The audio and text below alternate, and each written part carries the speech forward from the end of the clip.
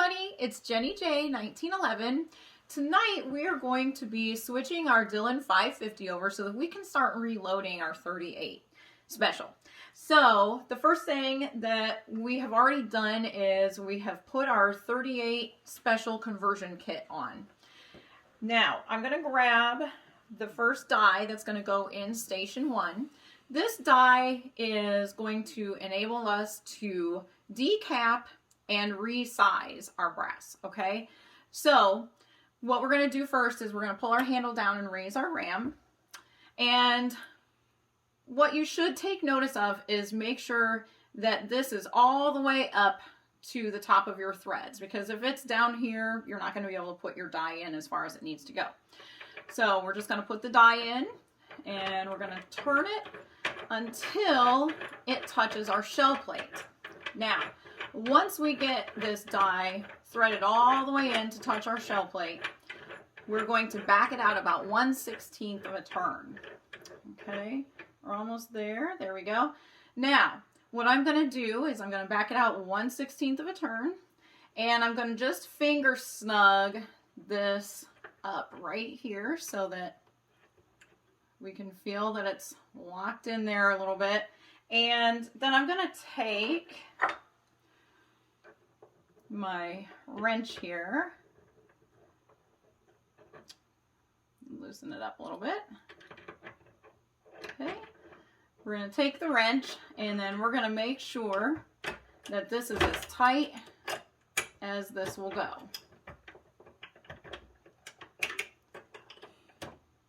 There we go. Okay, nice and tight. Now I'm going to grab a case. And I'm going to put this case in here just to test it out. Now, what you don't want to do not put a new primer in this yet. So we're just going to slide this in to our shell plate. And we're going to pull our handle down. Okay, and my old primer just dropped into the primer cup. And I'm just going to gently put it back up so that we don't put a new primer in. Now, I'm going to take my case out. And I'm going to take my case gauge and I'm just going to drop it in, and it slides in nice and easy. So we know that we are all ready to go. Now we're going to move on to putting in our next die in station 2. Okay, now we're going to start our second station. Our second station is actually where we put in our powder die, and we also put in our powder funnel. You'll see that our powder funnel is beveled. So this powder funnel actually will not only funnel the powder into the case, but it's also going to flare our case.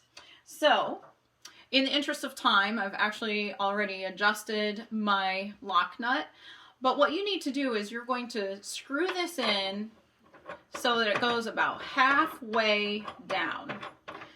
So I'm going to screw it in, and once I feel it stop, I'm going to make sure it's nice and snug. I'm going to drop my powder funnel in. Okay, once my powder funnel is in, I'm actually ready to add my powder measure.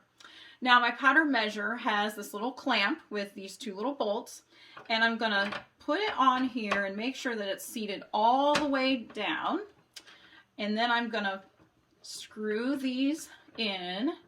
Now I don't want to screw them in to tighten them all the way.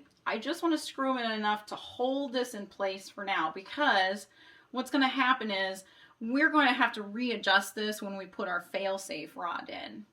So once that's all done, we're actually going to be able to test, and in order to do that, we have to have a brass in station 2.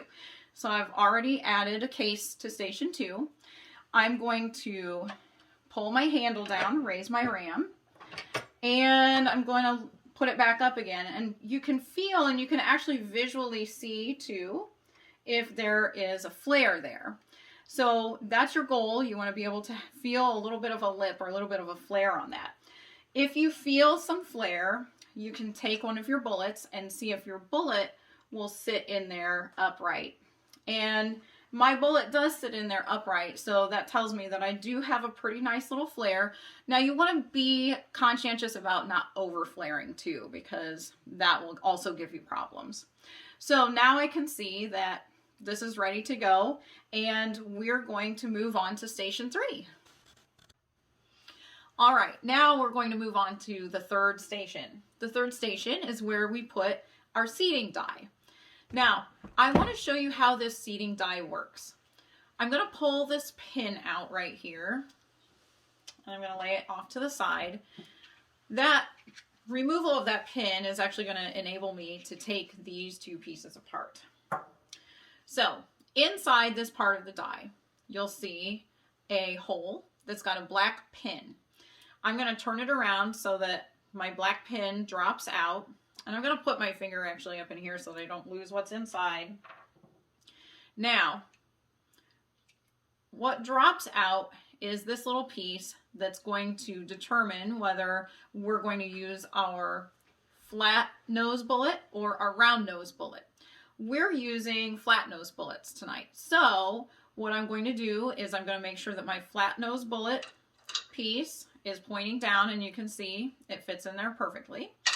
Okay, and I'm going to put it back in so that that's what's selected. Now this hole needs to line up with this hole. So I'm just going to drop it in, and then I'm going to grab that little black pin that only goes in one way, and I'm going to drop that in too.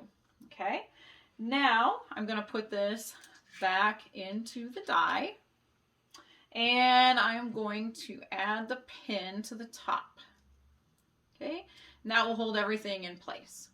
Now what I have to do is I'm going to turn this enough so that the bottom of this die feels flush with the bottom of my tool head. Okay, and I can feel that it's just about there. So now what I'm going to do is I'm going to take one of my flat nose bullets, and I'm going to put it in my case, and I'm going to raise my ram. Okay, now something that you can do is while you have your ram raised and your handle lowered, you can actually turn this a little bit more until you feel that those two things are meeting. So, okay, now I'm going to lower this, and we're just going to give it a little test. Okay, and this is a process that will probably have to be repeated. Okay, we can see we still have quite a ways to go. So I'm going to lower it some more, and I can try it one more time.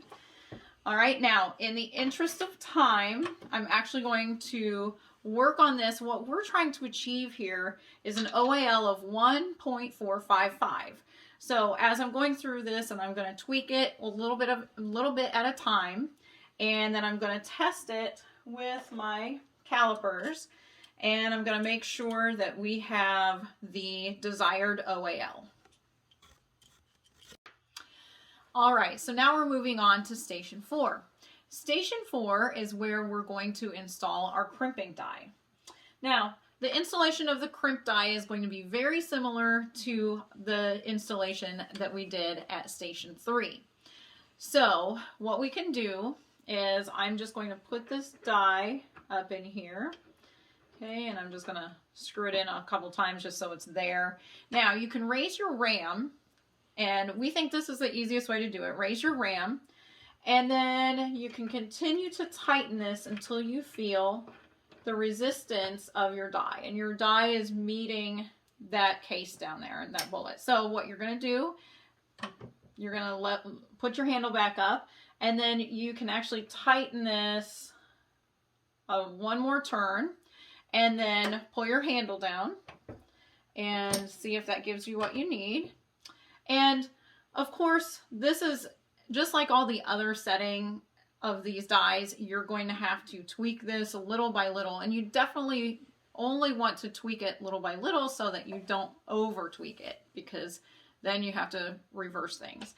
So we're going to test this. We're going to run this through, and I'm actually going to take this out and check it in my case gauge, and we can see it doesn't fit yet. So that means we need to go back, and we can put this back in,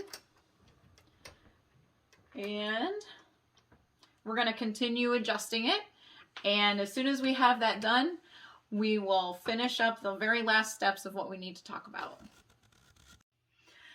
Okay, so now that we've made our final adjustments to our crimp die, I'm going to pull our handle one more time, and we're going to give our roll crimp one more shot. I'm going to spin that so that I can take this and I'm going to test it.